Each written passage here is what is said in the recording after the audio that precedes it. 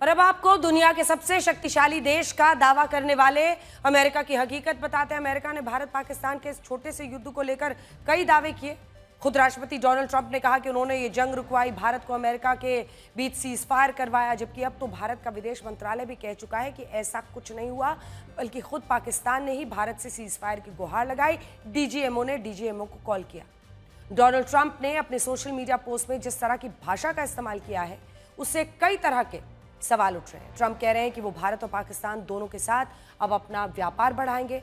भारत के साथ तो ठीक है, क्योंकि भारत और अमेरिका के बीच में करीब 129 बिलियन डॉलर का ट्रेड है।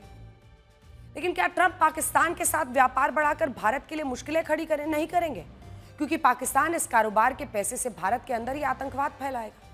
अमेरिका तो ये दावा करता था कि आतंकवाद के खिलाफ वो खड़ा है, तो फिर वो पाकिस्तान जैसे आतंकी देश का साथ क्यों देता है? असल में अमेरिका एक मौका परस्त देश है।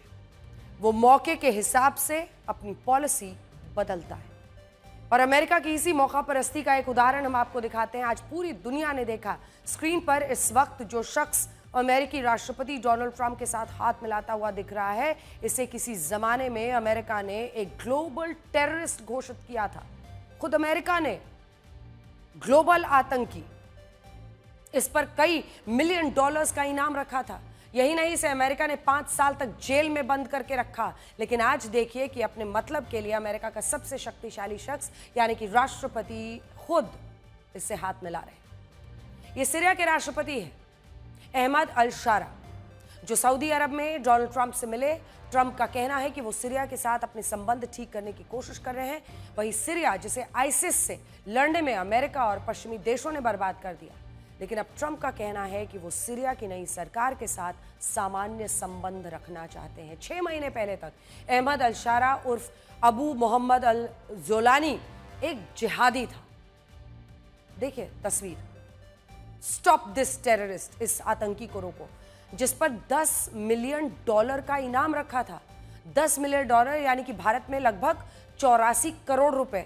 16 मई 2013 को अमेरिका ने अहमद अल-शारा को एक ग्लोबल आतंकी घोषित किया। 2006 से 11 तक अमेरिका ने शारा को इराक की जेल में कैद करके रखा। शारा के आतंकी संगठन का नाम था हयात तहरीर अल शाम यानी HTS, और इस आतंकी ग्रुप को भी यूएन और अमेरिका दोनों ने टेररिस्ट ऑर्गेनाइजेशन, आतंकी ऑर्गेनाइजेशन कहा था। शारा पहले अल-कायदा में था। अल-कायदा के अल-नुसरा फ्रंट से अलग होकर उसने HTS बनाया। उसका ये संगठन अभी भी अमेरिका की तरफ से प्रतिबंधित है। इसी आतंकी संगठन HTS ने पिछले साल सीरिया के राष्ट्रपति बशर अल असद को हटाकर सीरिया पर कब्जा किया था। शारा खुद उसका राष्ट्रपति बन गया था। उसके बाद अमेरिका ने उससे प्रतिबंध हटा दिया, और सोचिए कि वो अब अमेरिका के राष्ट्रपति के साथ ग्लोबल समस्याओं पर बात कर रहा है। पता चला है कि आज राष्ट्रपति ट्रंप और शारा के बीच इजराइल हमास विवाद, रूस यूक्रेन वॉर पर चर्चा हुई है। राष्ट्रपति के तौर पर डोनाल्ड ट्रंप अपनी पहली यात्रा के तौर पर मिडिल ईस्ट के दौरे पर आए हैं। कल वो सऊदी अरब पहुंचे थे। अमेरिका और सऊदी अरब ने मंगलवार को 142 बिलियन डॉलर यानी करीब 12.1 लाख करोड़ रुपए की डिफेंस डील पर साइन किया। दुनिया की सबसे बड़ी डिफेंस डील। इस समझौते में सऊदी अरब को C-130 ट्रांसपोर्ट विमान, मिसाइलें, रडार सिस्टम, कई एडवांस हथियार दिए जाएंगे। सऊदी अरब की तरफ से अमेरिका को यह भी कहा गया है कि वो 600 अरब डॉलर का निवेश करेंगे। इसको लेकर अमेरिका बहुत उत्साहित है। आपको हम ये भी इसलिए बता रहे हैं ताकि आप ये समझ सके कि अमेरिका को सिर्फ पैसे से मतलब है।